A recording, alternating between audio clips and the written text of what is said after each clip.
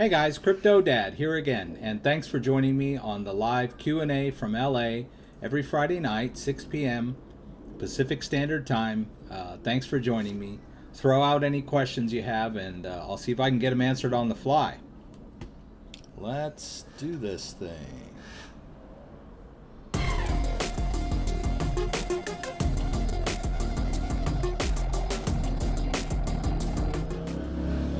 All right, hello everybody. Thanks for joining.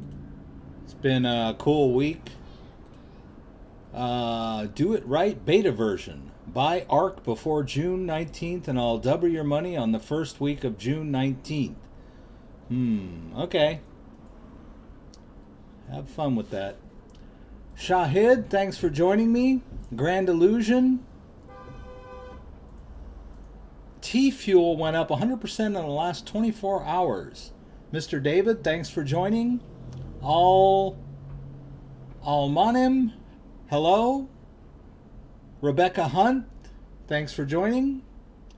Kalgapo, got the alert, that's good. My name is pronounced Itoshi Oliver. Itoshi Oliver, cool. Thanks for joining me. And everyone else. So I've noticed that sometimes you guys tend to talk with yourselves and you've kind of got to know each other, so that's great. That's really cool. So jumping right into the news. There's not that much. Where am I doing here? Oh, here I am. I'm seeing double, right? Let's look at the market real quick, just to kind of. So the title of the live stream is Bitcoin Holds the Line, because the line I'm considering is the 8,000 mark. It's been sort of up and down. I don't really remember exactly what brought it down. I think it was that. I think it was the J.P. Morgan hit piece, where J.P. Morgan, not J.P. Was it J.P. Morgan?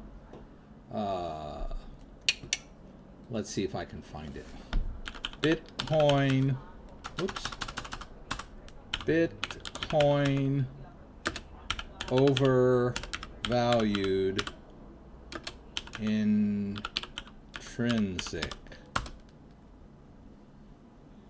Oh yeah, here we go. J.P. Morgan Chase suddenly found intrinsic value in Bitcoin, and I tweeted this the same day. They basically Bitcoin was up above 8. In the 82, 83, 84 area.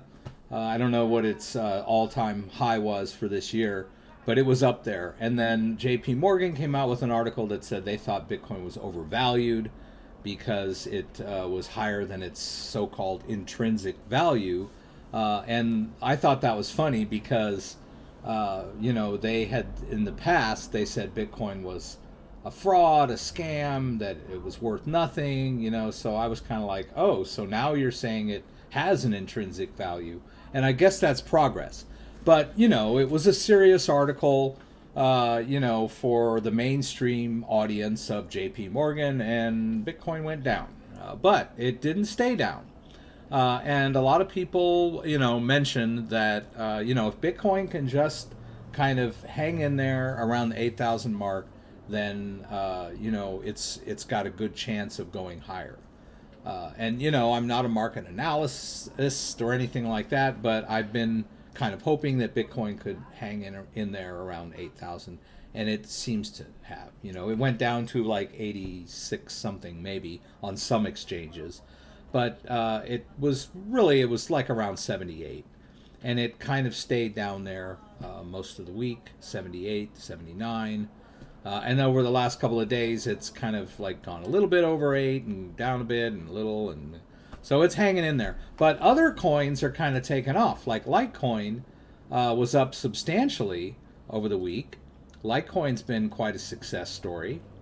If we look at the chart for the last 7 days, here we were at 85, and then here we are up at over 100. You know, even back earlier, it was 95 back in early May, 88 here. But yeah, it's been on quite a tear.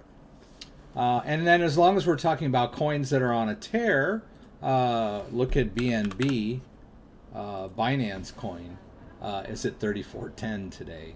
And I mean, just look at that all-time chart. I mean, it's just incredible, you know, how Binance coin has been doing. So a lot of news around Binance. It's the largest cryptocurrency exchange in the world, I believe. I may be wrong about that, but I'm pretty sure it holds that record. And so I've got a couple of news stories around Binance. Okay. I don't know where the heck I'm at here. Anyway, we'll get to that in a bit. So, kind of an unrelated, interesting story is the Bitcoin Cash miners undo attackers' transactions with a 51% attack. And it's an interesting story, and you know, a lot of people, it's hard to wrap your head around how this works. A blockchain is supposed to be decentralized and immutable. You're not supposed to be able to change it when all is working well and everybody is contributing. Things should work as expected. But if any one person or entity is able to gain over a 50% share of the mining hashing power, then they have the ability to alter the blockchain. And, you know, because they've got that 51% of the power, they can confirm the transactions on them. Basically, they can alter the blockchain. And I don't believe it's ever happened with Bitcoin, but it has happened to some smaller coins. And now apparently it's happened for Bitcoin Cash. But it was for a good cause, right? But many purists would say that, you know, it undermines the credibility of all cryptocurrencies if people are going to run around changing the blockchain. That happened with Ethereum early on. There was a major hack, and they decided to erase the attackers, you know, the stolen Ethereum, and created a hard fork. Anyway, that's pretty esoteric. Let's see here. Let's get. Facebook is rolling out their global coin. So far, that's the name of it. It's going to be their own cryptocurrency, if you really want to call it that. I don't know how decentralized it's going to be, but it's going to use blockchain technology and bypass normal banks, right? So it does have a few features of a cryptocurrency. And it's going to be a pay method for paying within their applications. And they want it to be a stable coin, right? They want it to be tied to the US dollar so that it's not a volatile value. It doesn't fluctuate in value. So a lot of people are doubting that this is even a real cryptocurrency. They're doubting that Facebook can pull this off. Facebook's in enough trouble with violating people's privacy, and now they want to, look at all their finances. So there's a lot of skepticism around this. But they do have Facebook, Instagram, and some other huge thing that I'm not really into the social media stuff. But of those three, I mean, they're going to reach, I don't see it in this article, but they're going to reach like billions of users because of their platforms. So if this works for them. So that's good news overall for cryptocurrency. That's good adoption news, right?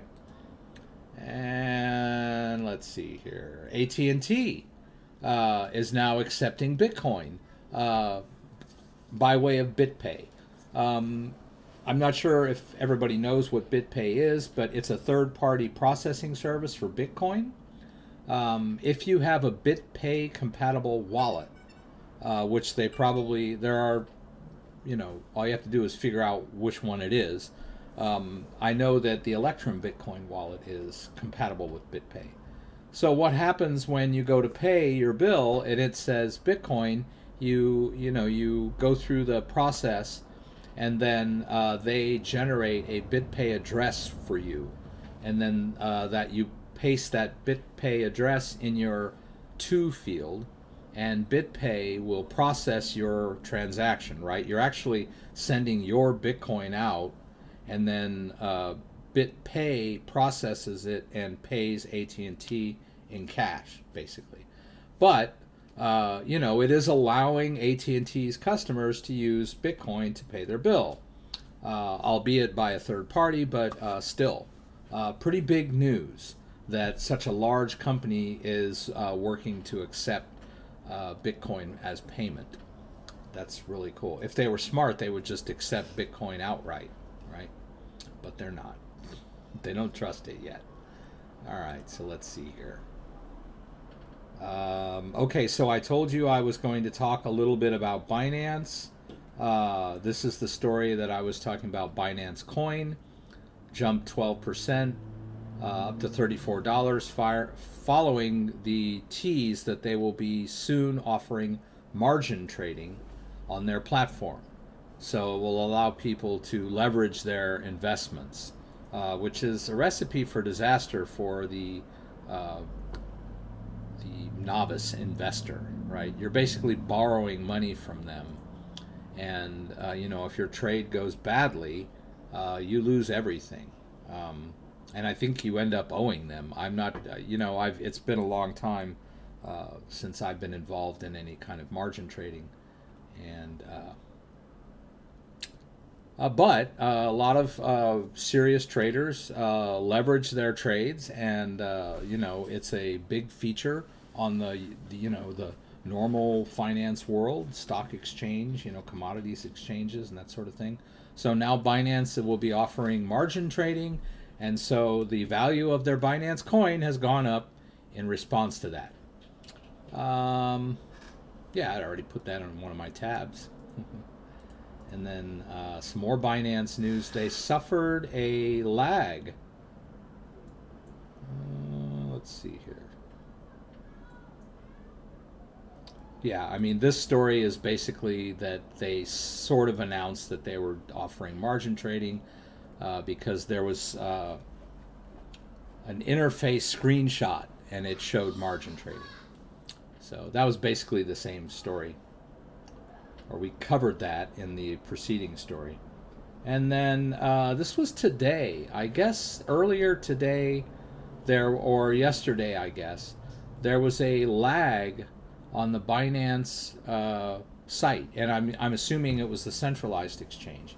And there was some kind of delayed reaction, some kind of lag that was causing some traders that would have normally canceled some of their trades to get sort of stuck in the trade, and then on the wrong end of it, right? I don't know that much about trading and the timing and everything. I just kind of go in there and do swaps. But I'm assuming that maybe there were some people that got stuck on the good end of some trades. I don't know. But the ones that, of course, lost are mad. WTF, what happened? You owe me $2,000. I lost $2,000 on that trade. I'm sure the verbiage on the finance site covers all of that sort of stuff. Trade at your own risk, that kind of stuff. So I don't know. But they're blaming Binance because of this lag. They're aware of the lag and they're working on it.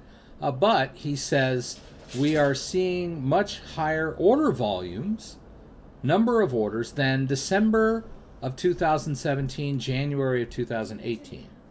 So yes, it was bad news that there was a lag. It's bad that some people got burned.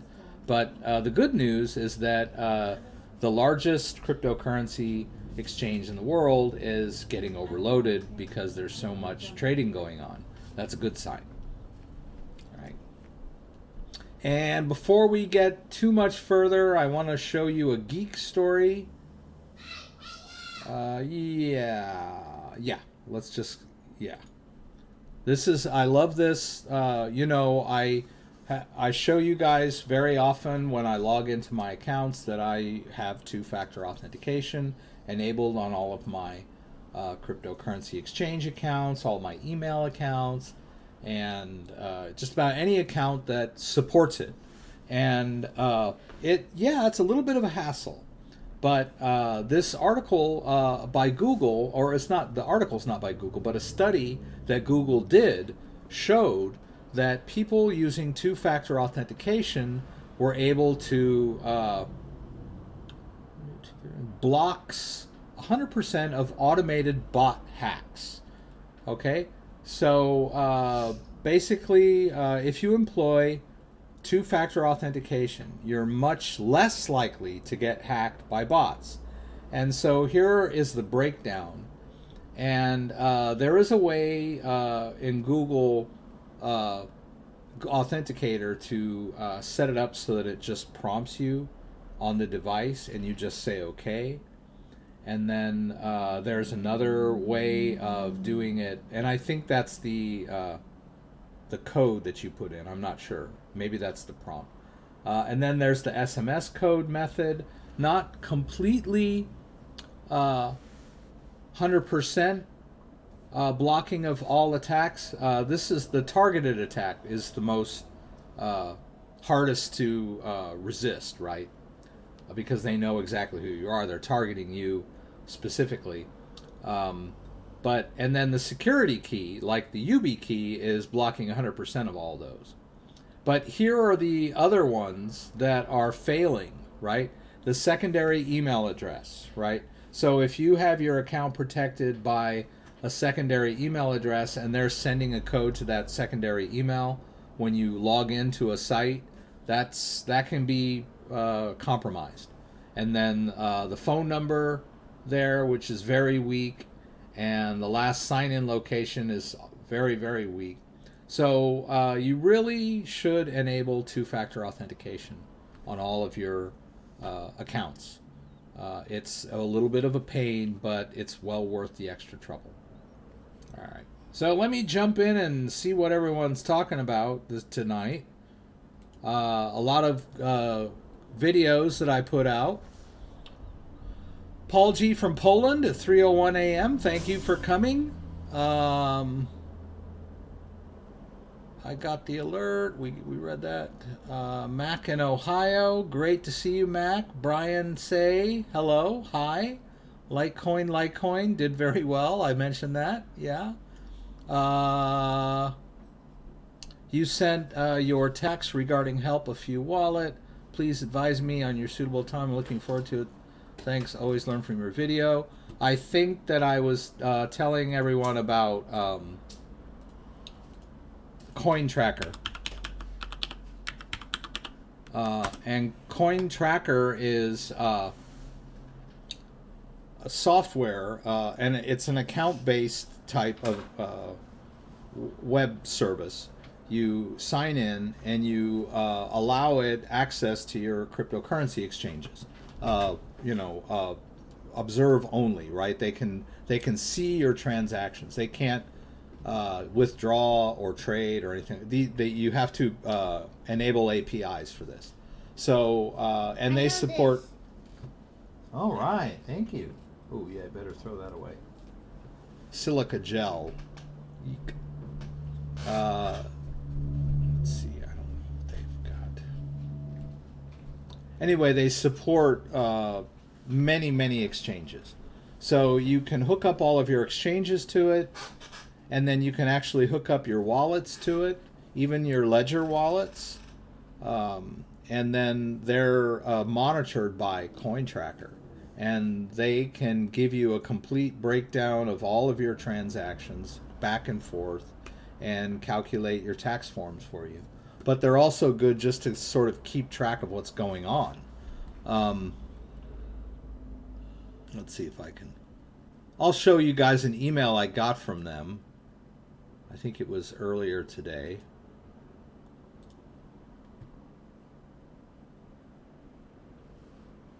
Yeah, here we go. So Cointracker sends you an email whenever it sees new transactions, right? So it helped me with my 2017 in 2018 tax.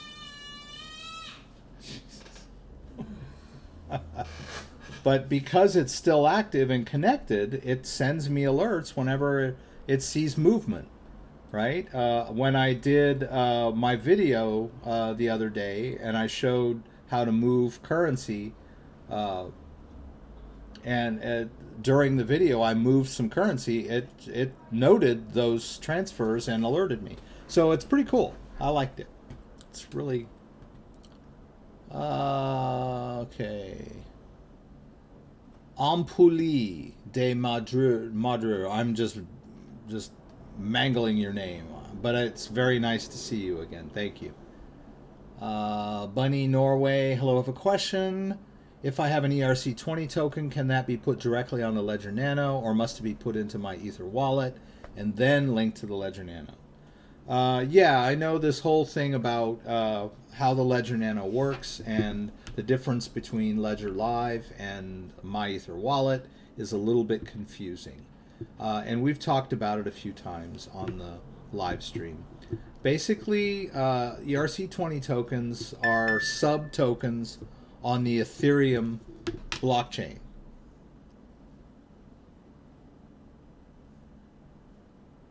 Oh, okay, I'll go out and take a look at it. Oh, Lord God. So, if you have one Ethereum wallet with an Ethereum address and a private key, then you can also store ERC20 tokens on that. Now, if that Ethereum wallet just happens to be stored on a Ledger Nano S, then you can still view that balance using my Ether wallet. It's not a separate wallet. It's the same wallet. You're just looking at it from a different angle, so to speak. So if I...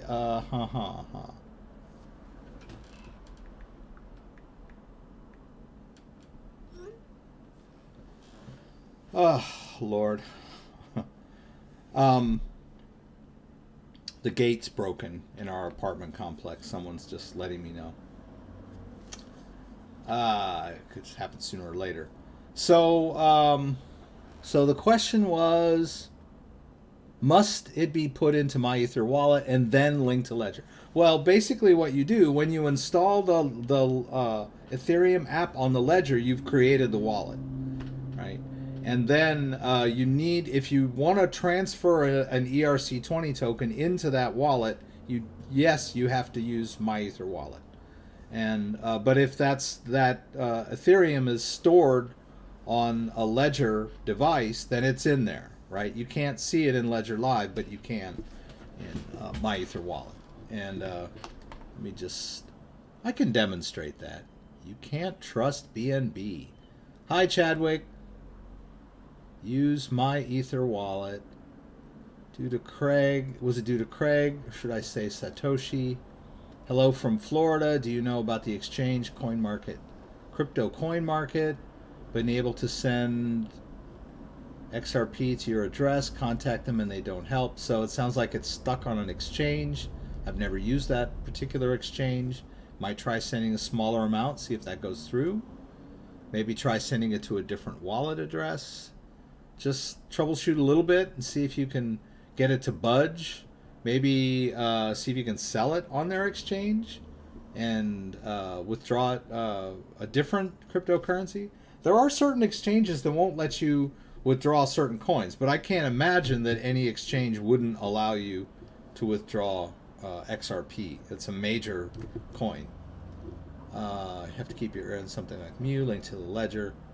This only trust exists. Grand illusion, let's show that. Yes, okay. But I'll show you. I've got my Ledger right here. I just need to enter my PIN. So I'll do that very quickly. As quickly as I can.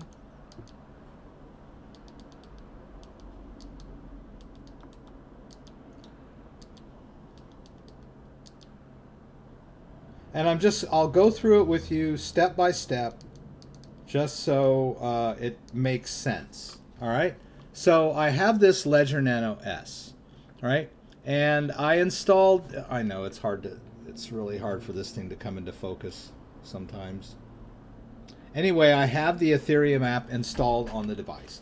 Now, what happens when you have a Ledger Nano S and you install an Ethereum app on there? The device will generate an Ethereum wallet for you. And that Ethereum wallet has a public key and a private key.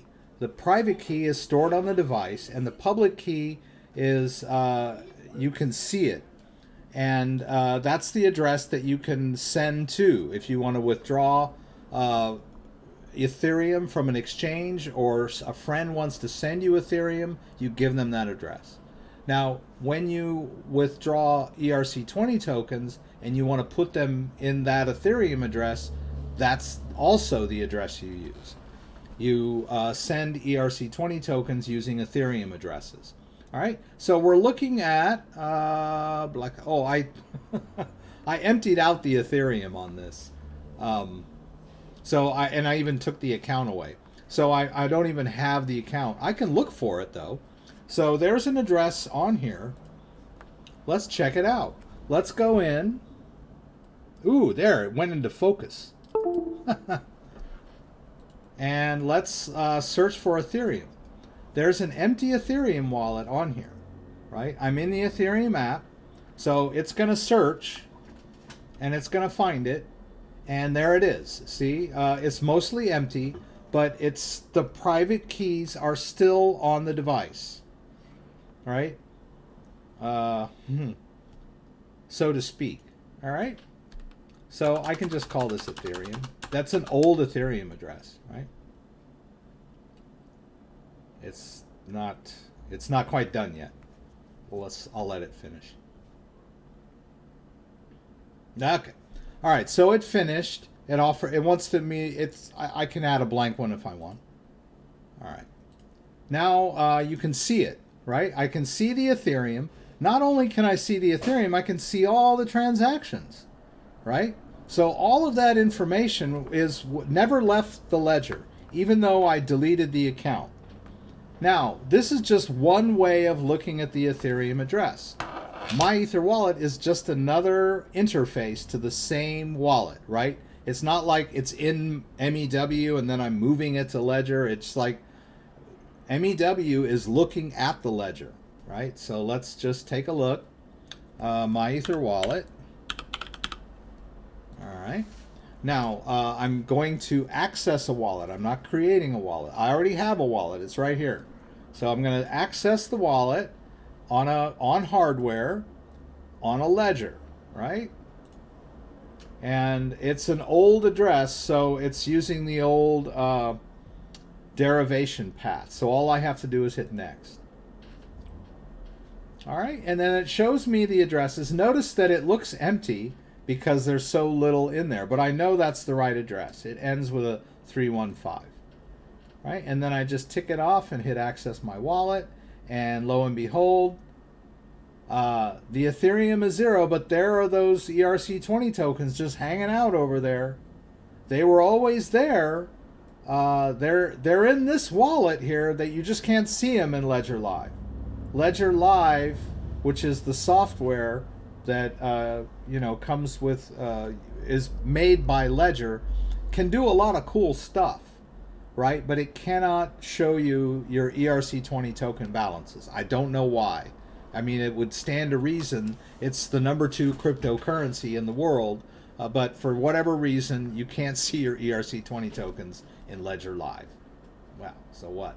So you have to use my Ether wallet, right? I'm looking at the exact same address that ends in 315, and then the tokens are over here. So if I wanted to send more tokens, I could send them to this address. So why don't we do that? Why don't we send some tokens to this address? Let's go over here to Binance. I hope their lag has been fixed, right? Hope their lag has been fixed. All right, so you'll notice when I log into my account that I have a password manager, right? I can autofill that password field, and those passwords are stored encrypted, so they're safe.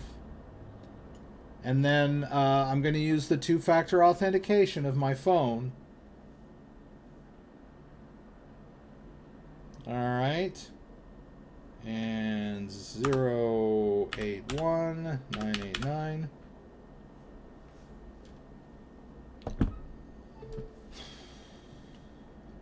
All right, and then we'll go over here to funds, and I got some polymath over here.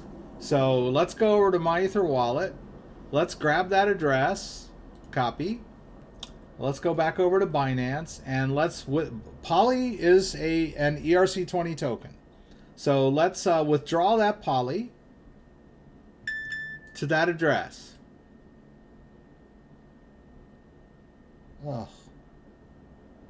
All right, and now how much do I want to send? Let's send it all. Why not? And it's going to cost me 16. C'est la vie. Submit. I need my Google Authenticator code one more time. Whoop. For Binance. And we submit. Ah, I jumped the gun, right? You have to wait at least 2 minutes before you try to withdraw something on Binance. That's, I don't know, I guess it's to, so bots can't just log into accounts and withdraw. All right, so I'm gonna wait a minute till another code generates. And for those of you who are not aware how two-factor authentication works, why don't I share my phone with you guys? If it'll connect. Oh, it did. What do you know? Unbelievable. All right. So there's my authenticator. It's generating codes, temporary codes, based on this shared key algorithm. Very secure. So let's go ahead and try that withdrawal again. And we'll put in 524222. And I don't care that you can see my codes because they're only temporary. They go away after like 10 or 20 seconds. All right? What is he screaming about? My goodness. All right. My son is screaming. Okay, so Binance just sent me an email to confirm this withdrawal request. I'll go ahead and stop that. All right, we'll go back over here to that CryptoDad email. We'll confirm that withdrawal. And then deposit and withdrawal history page. All right, so there's that poly going out. It's the withdrawal is processing, and you can see it's going to that Ethereum address, right? That's the Ethereum address on my Ether wallet. And it's also the exact same Ethereum address here. Like if I hit receive and hit continue,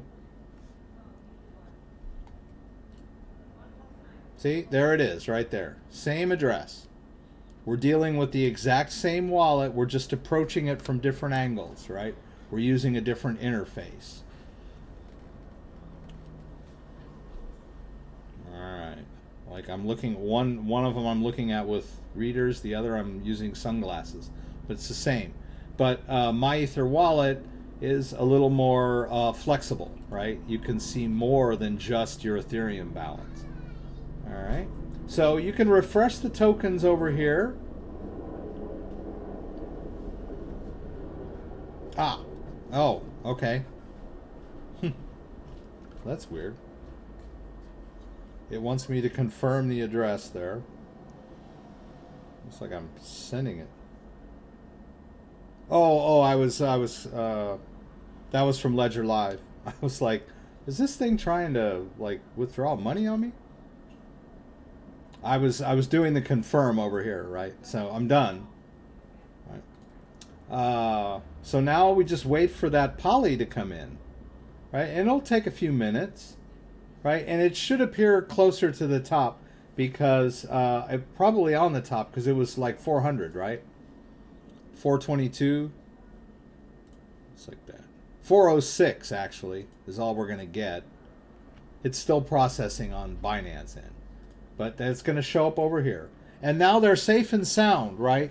They're associated with the private key of this ledger. And so I can unplug the ledger, put it in my drawer, and those ERC20 tokens are safe. Now, if I want to send them back out somewhere else, I'll have to use MEW.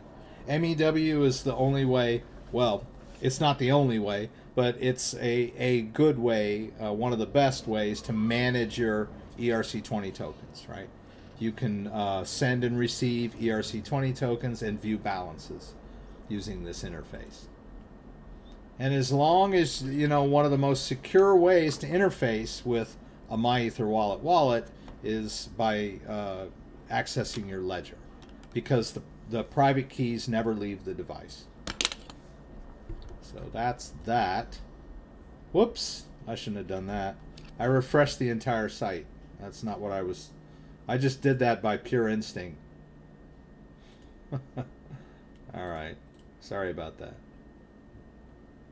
I probably messed it up now. It's not going to show right. Okay, there it is. So we're still waiting. Now you'll notice there's some BAT in there. And then there's some Xenon. I don't even know if Binance supports Xenon. Let's see if they do. Right? Xenon. I don't think they do. I don't know if anybody does. It was airdrop.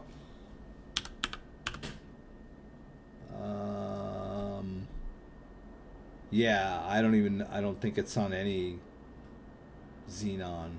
Oh, there it is. There it is. Okay, so the it's XNN, right?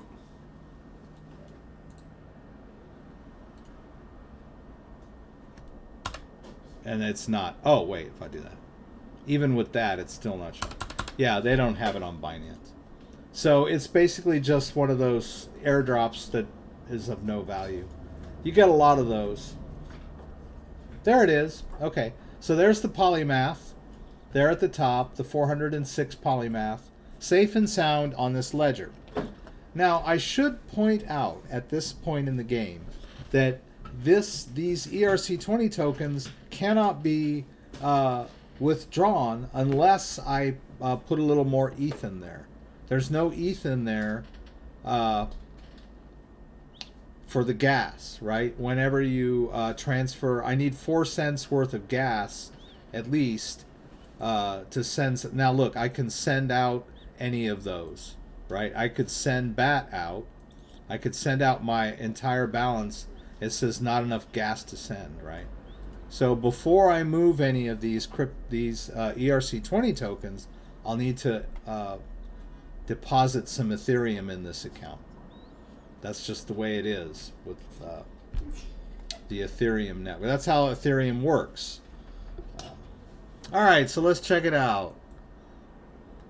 I think Scott Lee mentioned this, that he likes my live stream, and he says I get bored when I know what you're doing, and I have fun when I see you do something new or I learn something new.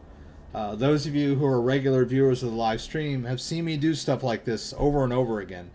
But for some people, they need to see it over and over again until it finally clicks in their head. And they go, yeah, I watched you do that a few times and I was like a little bit lost, and now I get it. Now I see. So that's why I'll do it. Chadwick. Okay, yeah, we're talking about, let me read what Chadwick is saying here. Even if you uninstall the wallet on your Ledger Nano S and then have to reinstall the wallet, then where are the private keys? The 24-word recovery phrase is specific to one device. The device is necessary to make withdrawal, so I think it is more like a hardware ID type safety instead of a private key, meaning the 24-word recovery phrase acts like a hardware ID. So in my simplistic terms, and I really should do more research on the Ledger Nano website as to how this works. But when you set up a Ledger Nano S, you are given, when you initialize the device, you are told to write down the 24-word recovery phrase. Now the 24-word recovery phrase is BIP 39 compatible. So there are many different kinds of wallets that use 24-word recovery phrases.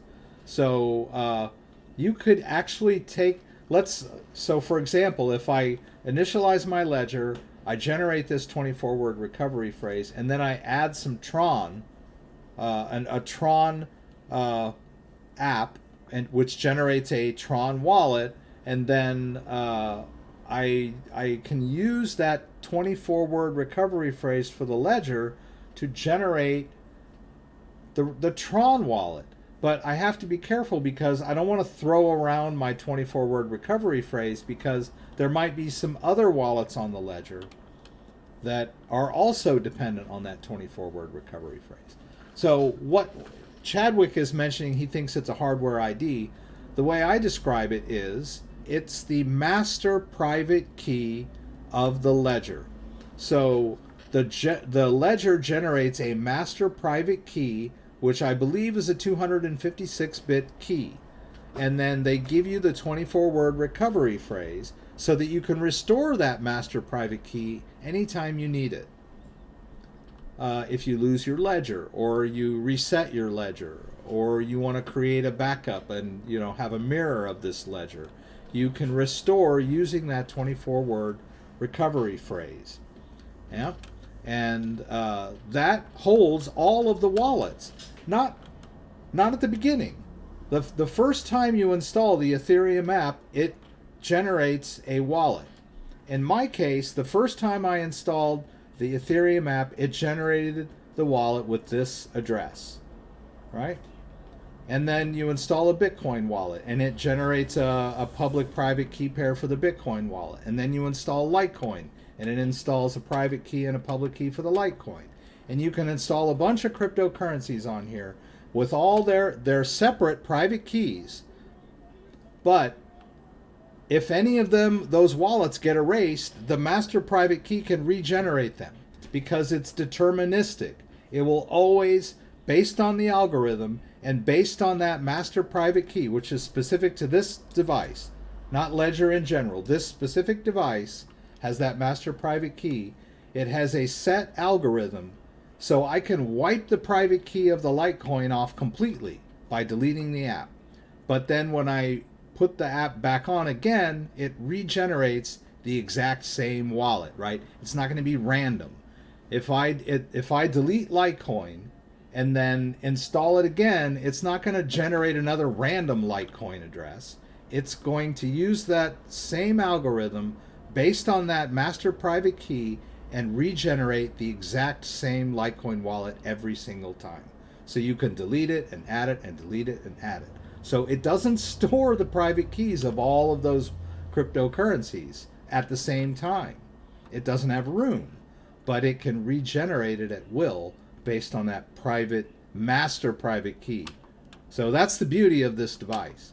Now the Ledger Nano X can hold many, many more apps. So if you can afford it, then my advice is to go ahead and upgrade to the Ledger Nano S, or XXXX, because it's more convenient. You don't have to shuffle apps on and off of it.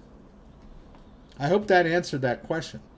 And I need to make a confession, right? I did a video, and the video is valid, right? Whoops.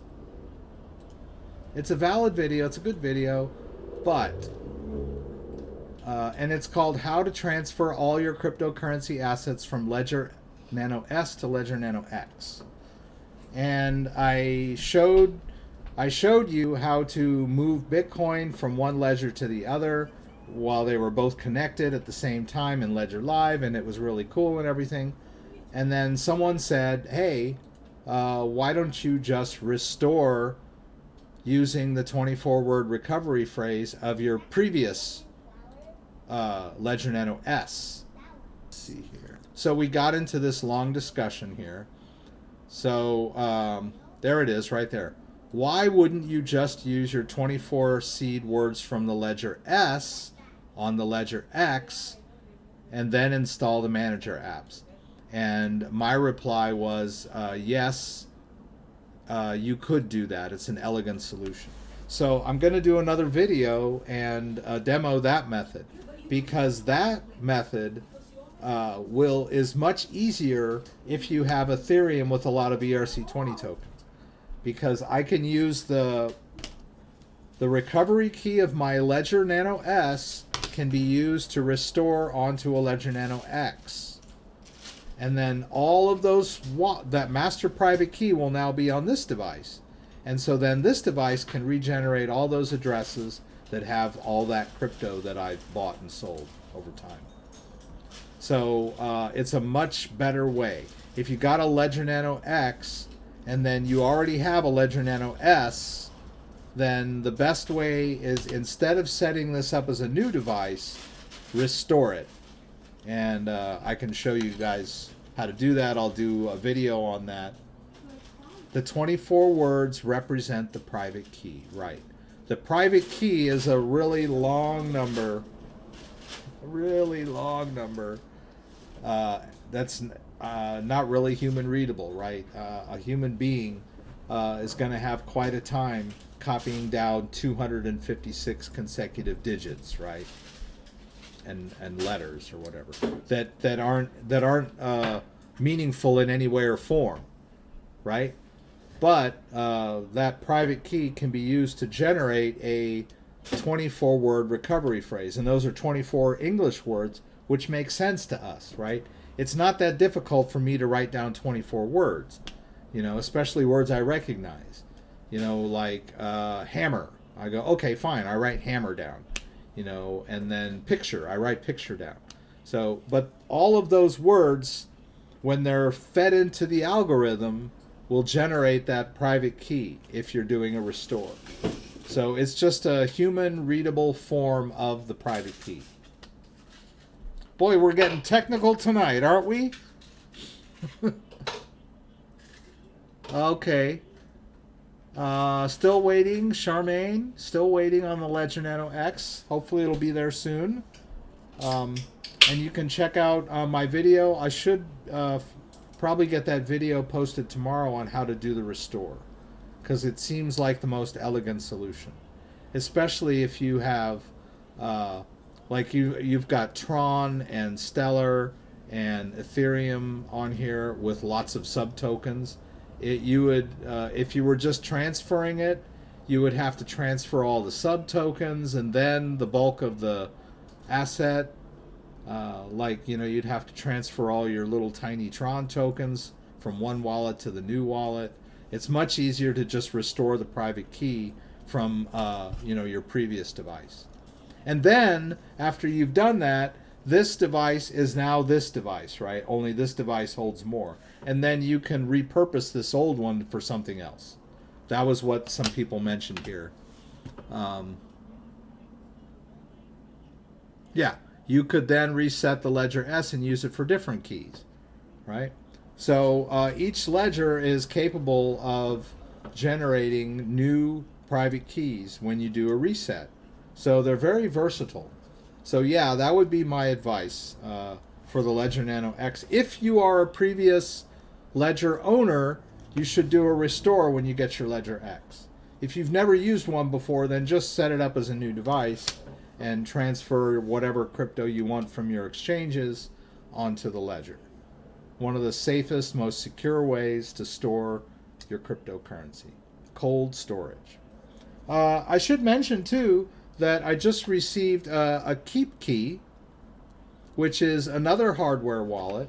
I got an invitation from Shapeshift, and they asked me if I'd like to check out their new beta platform. And I was like, yeah, sure. And they said, well, you're going to need a Keep Key because that's their device of choice for their new beta platform, right? And so they were nice enough to give me a code for a Keep Key. And so I got it ordered, and that just came in today. So I'm going to try out their new platform, their new beta platform, and I'll do a video. And I mean, I've actually done videos on Shapeshift before. So that's probably why they contacted me. It's not like I'm shilling this, coin or anything like that. I mean, they're a top tier exchange. So they probably saw one of my earlier videos and said, "Hey, why don't we ask him if he'll, And they didn't even ask me to do the video. They just said, "Hey, you want to check out our new beta platform?" And I was like, "Sure." And then after I agreed to do it, I thought to myself, I should offer to do a video for them, and they were like, "Cool." So, they didn't even ask me to do it. So, it's pretty, above board, the whole thing. It's not like they're paying me. I don't know. I think they said they gave me a link, so I might get a commission when new people sign up for their platform. Now, I've had people do that before, and I've had people send me wallets and ask me to try out their platform or their exchange, or will you interview so and so, and that didn't work out. Like, I had one company, I forget the name of the wallet. It was this hardware wallet, really complicated to use, made in China. And they were like, will you try our wallet out, and will you do a video? And I was like, okay, fine. And they sent it to me, and it didn't work right. It was hard to use, and I sent them a list of the problems that I had with the wallet, and the guy even replied, "Oh, well, this problem you can do this, and this problem you can do this, and we're going to fix that problem," and blah blah blah. And I was kind of like, "No, I'm not going to. The wallet is useless. I'm not going to do a video." And then I've had some people. They were like, "Oh, will you try our new platform and interview our CEO?" And I was like, "Okay." And so I'll go ahead and sign up. So I signed up, and they were like, "Well, we'll send." I just was like a dude signing up, and they said, "Okay, we'll send you the invite code in a couple of days." And they never sent me the invite code. And then they kept bugging me about the interview. I was like, "Dude, I signed up for your platform, and you didn't even send me an invite code to even test it out. So what kind of questions am I going to ask you? If you're such a rinky-dink exchange, you don't even realize that the guy you just asked to interview your CEO is trying to sign up on your platform." So I don't always respond to every request for people that ask me to do videos or, test their products. If they're good, I'll do video on it. If they suck, then I won't. Right? And then I also get a lot of offers that are just like total scams anyway, and I just ignore those. Alan, good night. Good to see you. Scott, was I blurry? I do get blurry sometimes. There. I don't know what's going on. My light's acting funny. I mean, the light is fine, but I'm going from orange to white for some reason. I don't know what's up with that. Trying to hang in there. I got a new camera, but I haven't set it up as a webcam yet, but I might. Yeah, see, I keep going white and yellow, white and yellow. I think I just hold still. No, it's still. Oh my God. All right, let's see if this helps. All right. Oh, ooh, that's bright. That's right in my eyes. And I don't think it's really going to help the situation.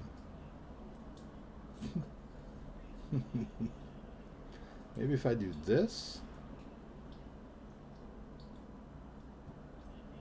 Huh. All right. All right, I'll stop playing with my lights.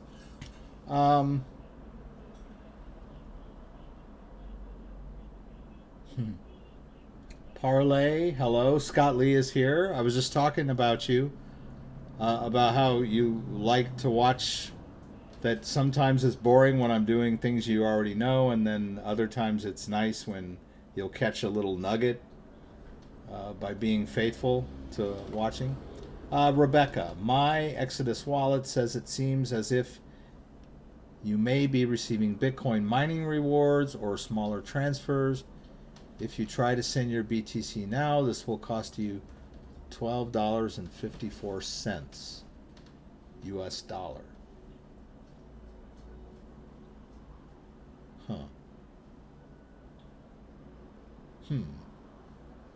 Well, I don't know, Rebecca, if you are signed up for any like cloud-based mining accounts that you use that Exodus wallet as your deposit address. I don't know. But if you don't even know what they're talking about as far as mining and you're not mining anything, seems a little odd. I don't know if you're using Exodus Wallet, how you got your holdings in there. Did you transfer Bitcoin from Coinbase or Binance or somewhere else to populate the wallet? So maybe you're sending such small amounts in so many transactions that they think you're getting mining rewards. I don't know. Some wallets don't do good with mining rewards. I've been told that the that the Ledger Nano S doesn't do well with using the address of a Ledger Nano S as your mining rewards address. Basically, when you're doing mining, you're either using your own computer or your own graphics card, or you have your own mining rig and you're in a mining pool. And you're lending your processing power to that mining pool, and you're getting rewarded periodically.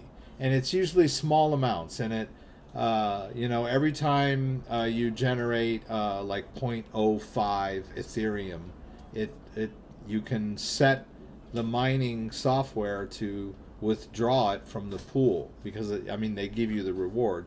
When your mining wallet gets to a certain point, you can tell it to send it to an external wallet. And if you're using like a Ledger Nano S or maybe even Exodus wallet, then as it's coming in little small increments, they don't like it for some reason. It messes up their algorithm or whatever. And so I don't know what's going on with Exodus and why that's happening to Rebecca. So, and then they said if you try to send your BTC now, it will cost you $12.54. That's weird. I don't know how much you were trying to send and where you were trying to send it, but that sounds like a pretty high mining fee or network fee. In that case, that's the opposite. That's where you're paying a fee on the blockchain for making a transfer. No, I didn't check out Foo's wallet. Sorry, not yet. Foo's. I don't know if I. Usually I'll. Oh, wrong browser. This is the browser where. I was like, where'd my Bitcoin go? Okay, it's still there. Why is it still showing the poly on my... Okay, there we go. Okay. Foos. Okay, Foos. Sorry. Focus. Foos card. Okay.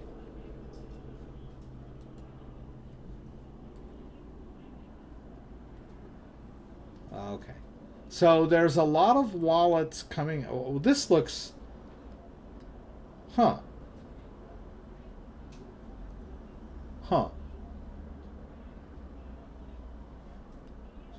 Interesting. Okay. So I'm looking at the card. It doesn't look like a MasterCard or a Visa.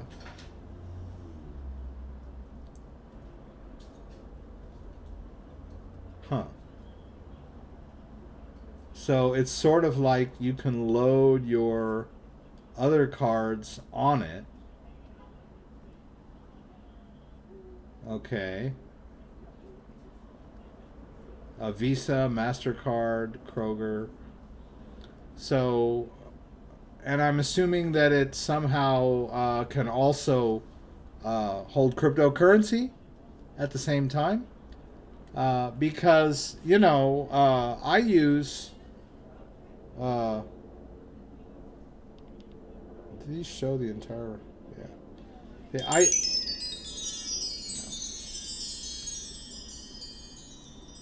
Ooh, that was cool. Come on, Rex. Okay, here we go.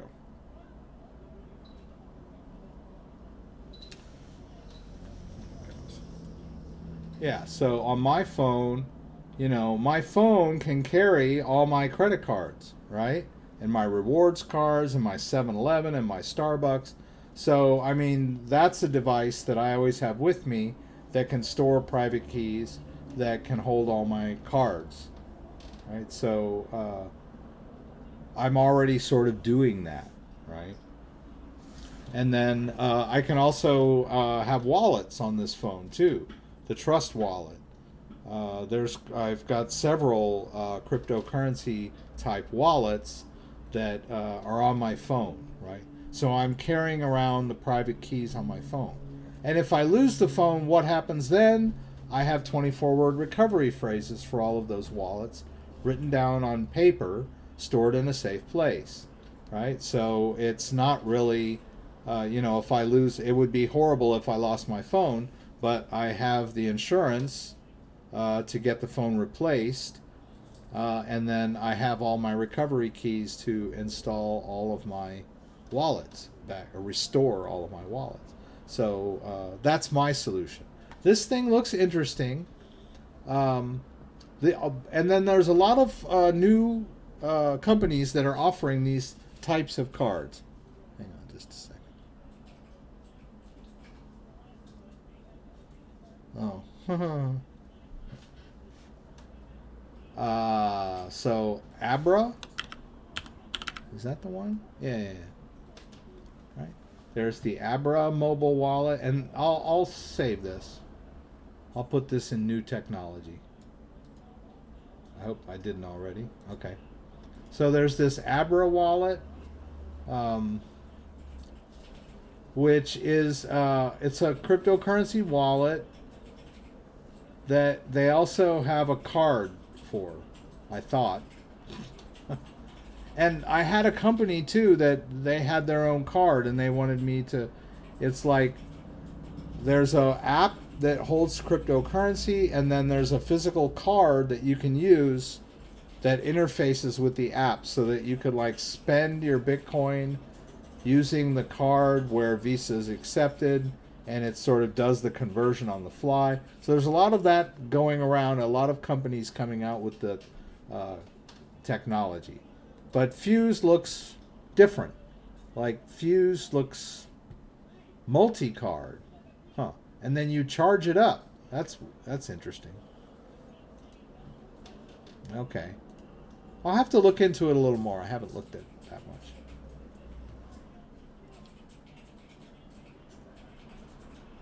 much. Exodus is a good wallet. Exodus has been around a while.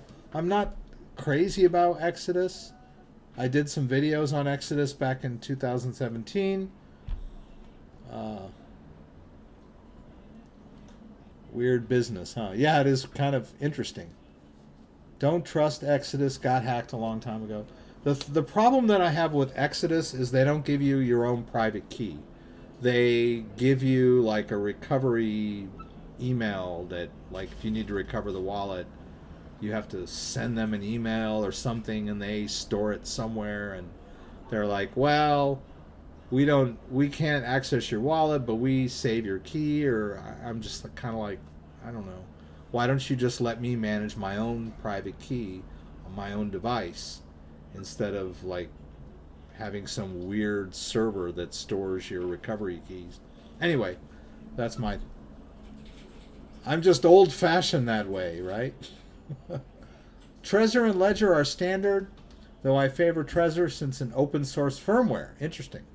That's a good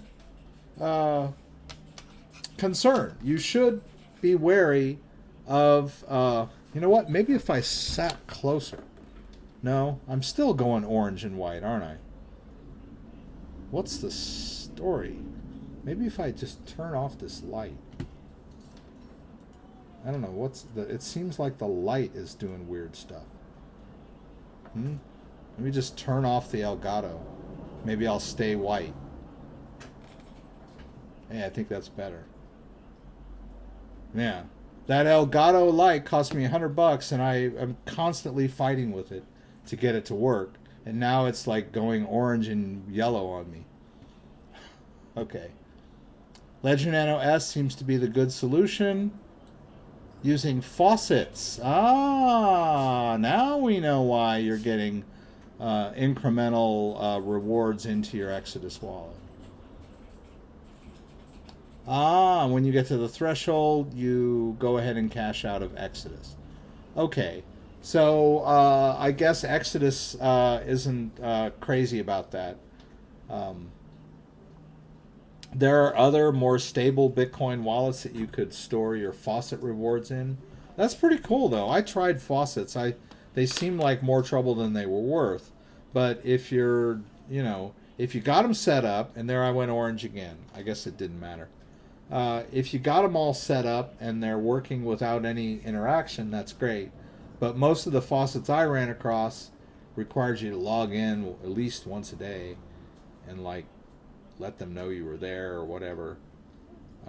It sounded like easy money, and it turned out that it was kind of a chore. But I have nothing against faucets. If you're generating some income, that's great. But I guess Exodus doesn't like them very much. And I've heard that small incremental rewards we will gum up like a Digibyte wallet on your ledger.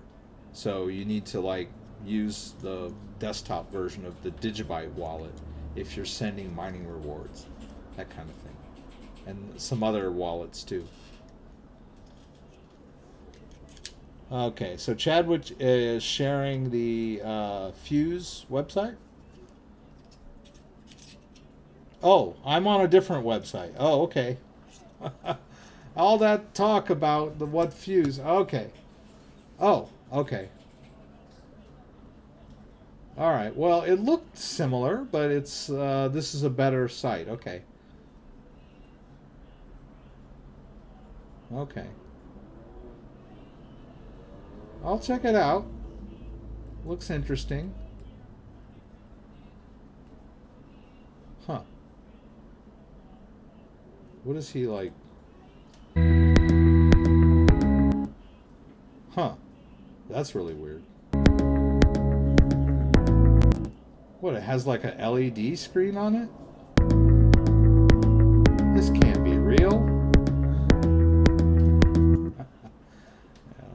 You can tell it's a Chinese company.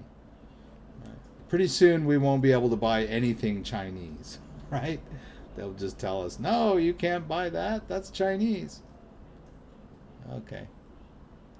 Thoughts on Prime XBT better than BitMEX? Well, unfortunately, Rex, let's build a Digibyte mining farm in Hawaii.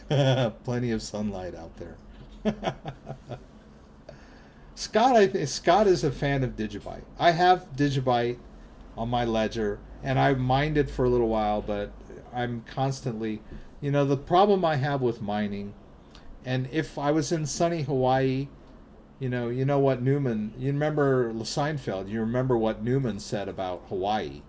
Newman was a postman, and he says that was the coveted postal route, was Hawaii. He says, where the air is so dewy sweet that you don't even have to lick the stamps.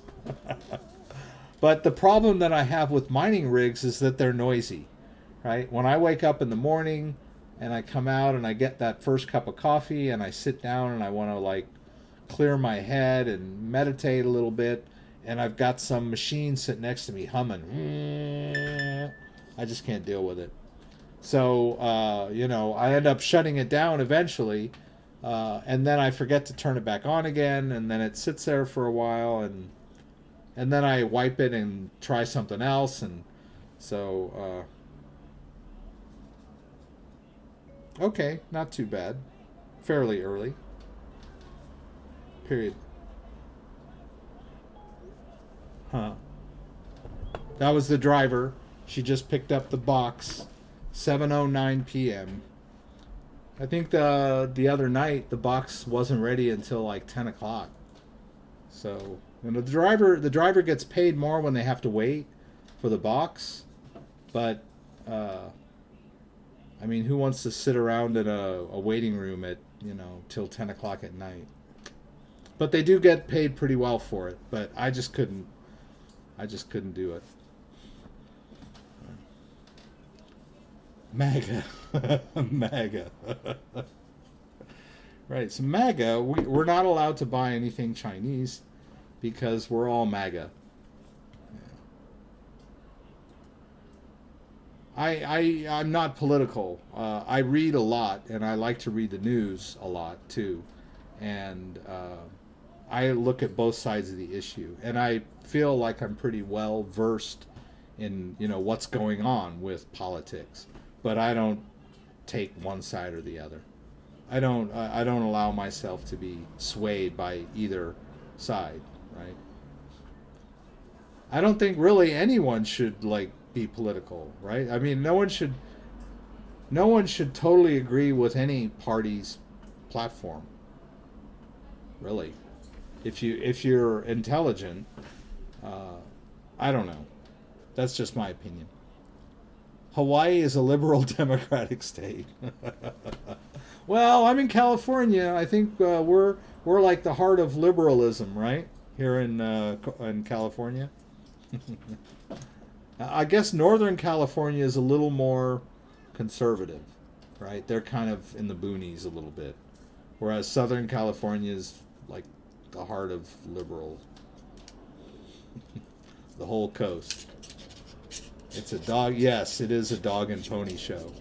All right, so let me. I would like to show you. I didn't get this set up right, but I would like to show you the Ledger Nano X.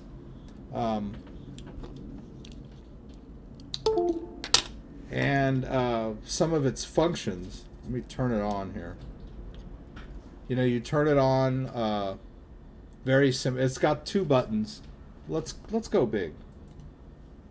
And let's turn off chroma key. I'm going to turn off that background.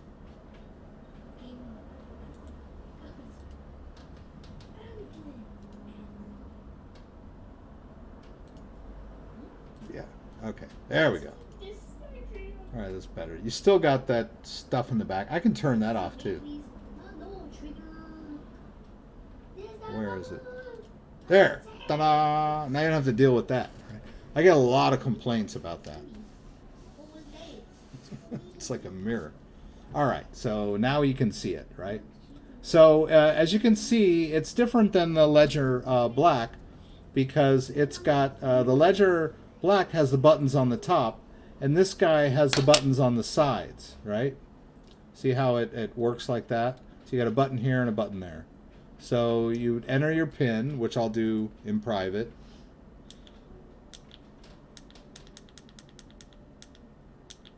And hopefully I'll be able to show you this thing in the mirror without me getting dyslexic.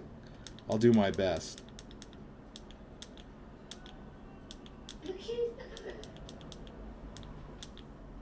All right. So you can see that it's got a lot of assets on there, right? Try not to get in. So you've got your control center. I can install a new app. We got Digibyte,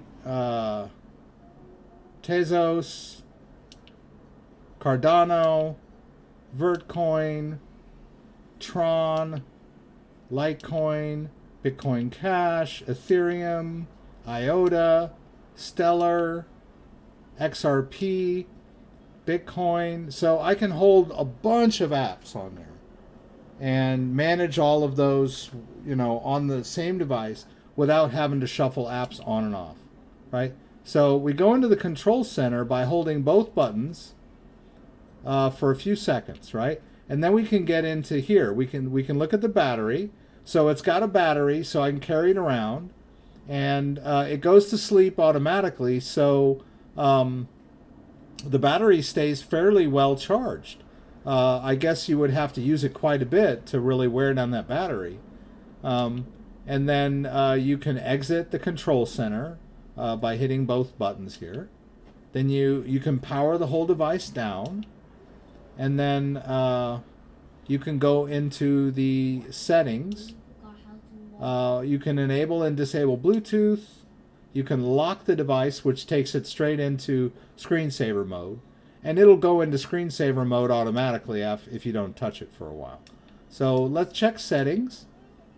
I'm going to hit both buttons, right? And you've got general and security, right? So in general, you've got the device name, the battery saver, which I haven't worked on that yet.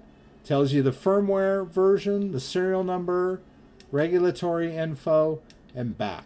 So there's really not that much in the settings, right? It's mostly just like reading information that you about the device. And then over here in security, there are some settings that you can change, right? So in security, I can change the PIN, or you can set up the passphrase. I haven't done that yet.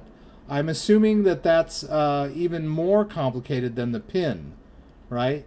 So you could set up, just like on your phone, instead of just a 4 to 8 digit PIN, you can set up a passphrase that has numbers and letters and symbols, and you'd have to navigate to them on the device, right? And then you can adjust the auto lock settings, right? So you can change the time of auto lock. That's pretty cool. I'm just going to turn that off, right? Because I am constantly having that auto lock. Oh, that's really nice. I just noticed that. So now I can do my whole live stream without having to keep re-entering my PIN. Reset pairings. Now, when you pair the device to your phone, it's sort of like pairing your phone to your car, right? You pair this, it's a Bluetooth device. And when I reset it, I had a whole bunch of trouble getting it to work again after I initialized it. And I realized that I had to go into my phone, into my Bluetooth, and tell my phone to forget this device so that it would repair. So I was having all kinds of trouble. Now, and then you've got your reset all, which will take you back to the initial hardware settings, right? Where you can do a reset or a restore, right? And then also, if you enter the PIN incorrectly 3 times, it'll reset the device too. So those are the settings. And then let's see, how do we get out of this? Oh, there it is. I had it. There, back. Hit both, and I'm back at the main screen. And so, and then you can install apps on the fly from between this and your phone, right? So if I go to that install app, I go to Ledger Live on my phone, and I can install new apps, and it pairs with this device and installs them, via Bluetooth. Now, you can also connect it to the computer just like the Ledger Nano S and use it just like you did a Ledger Nano S. So you don't have to do anything with the phone if you don't want to, right? You can just connect it and use it just like a regular Ledger Nano S in Ledger Live Desktop connected to your computer. And the advantage is it holds more apps, right? So you can just use it as a souped up Ledger Nano S if you want to. You don't have to use it with your phone or pair it or use the Bluetooth or anything. Yeah, that's why you can just disable the Bluetooth if you don't want to use it. All right, so let's go back. Let's go back to reality, or semi-reality, where I've got all this crazy stuff going on. There. And let's put that back on. There I am. Let's do this. And here I am back here. That was fun, right? Where'd you guys go? There you are. Hey, now I can see you guys. How many coins does the Ledger Nano X hold? Now, now they're claiming that it holds hundreds of apps, but I don't. They're, you know, when you look at all of their apps in Ledger Manager, I don't think there are 100 of them. Where is it? Oh, nothing's connected here. I'll go ahead and connect the Ledger X. Oh, it uses a different cable. It uses a USB-C cable. Oh yeah, it's right here. I have it connected to the computer. All right, so I'll connect it. I'll enter the PIN.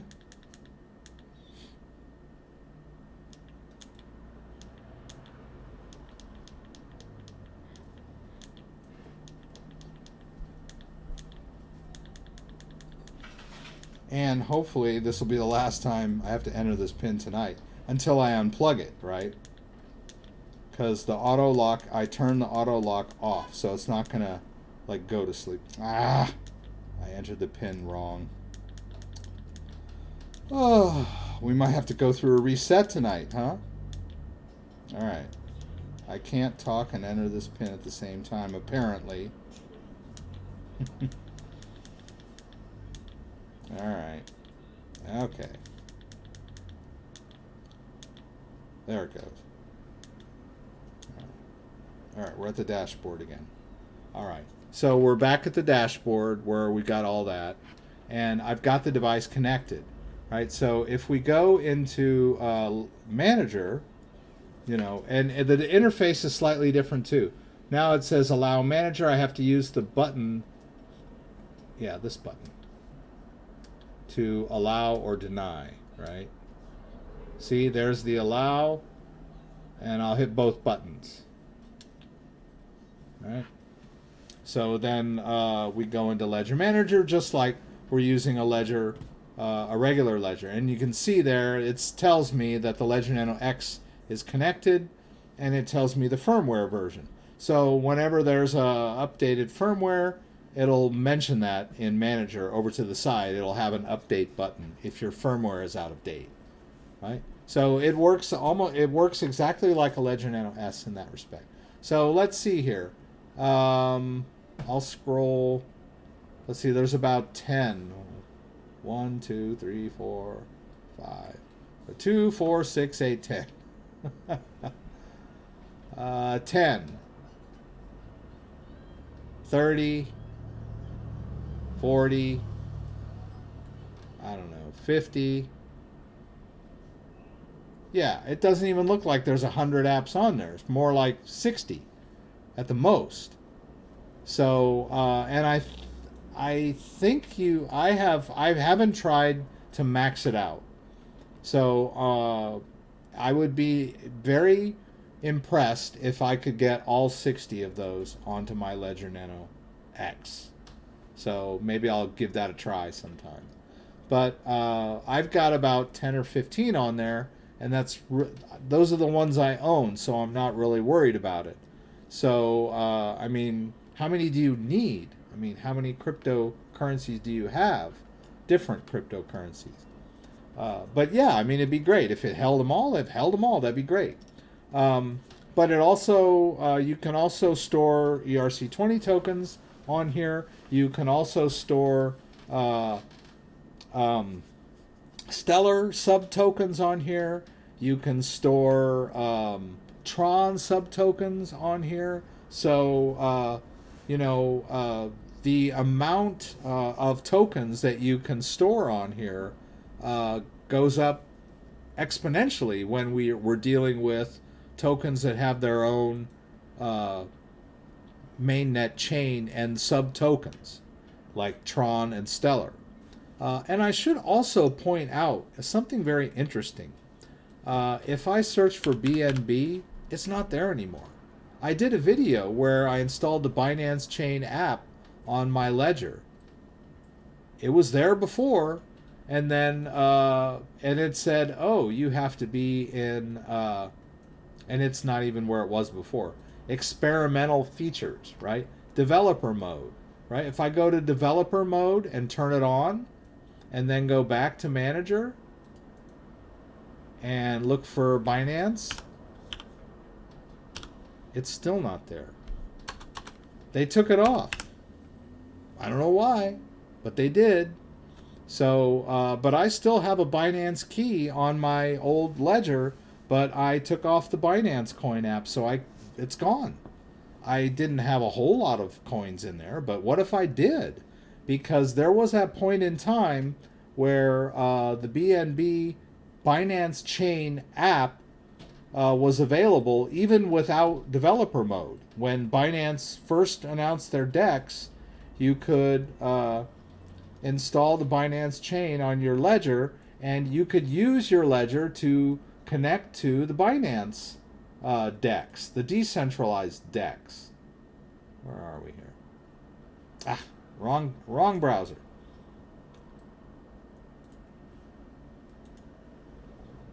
Oh, and another thing. Oh, okay. Huh. And for a while there, you couldn't even get onto Binance DEX without a VPN. For a while there, it was telling me I couldn't connect to the Binance DEX at all. It was like they didn't even give me the unlock wallet. So I don't know, maybe that's changed. So something weird going on with Binance. But anyway, if you go to unlock wallet, there's a Ledger option, right? So you have to have the Binance Chain app on your device, and Ledger took it off. Ledger deleted it. It's gone. So I don't know what happened. You know, it's kind of weird.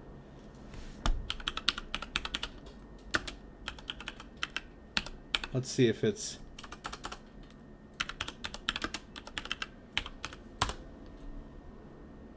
see, that's the article telling you that it's now available. Now it's like not telling me anything. See, they still have the instructions on how to install it. I mean, it's just the most bizarre thing ever.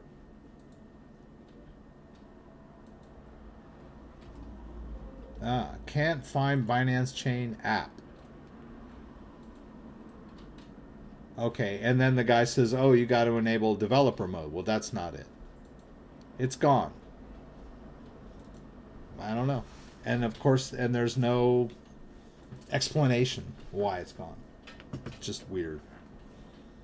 Anyway, Shahid, great. Have a nice time on your date. PK, oh, we're almost at the end here.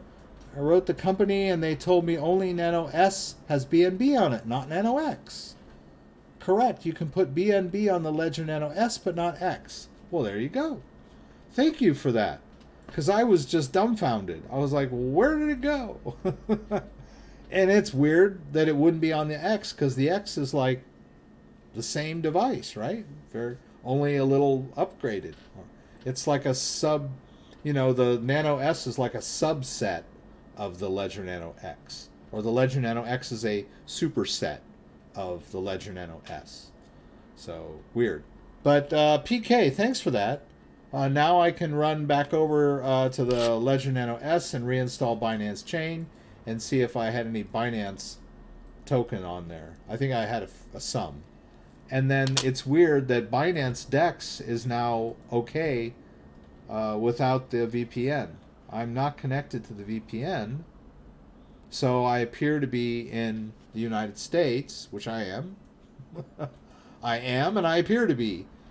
So it sees that I'm in the US and it's letting me on their site.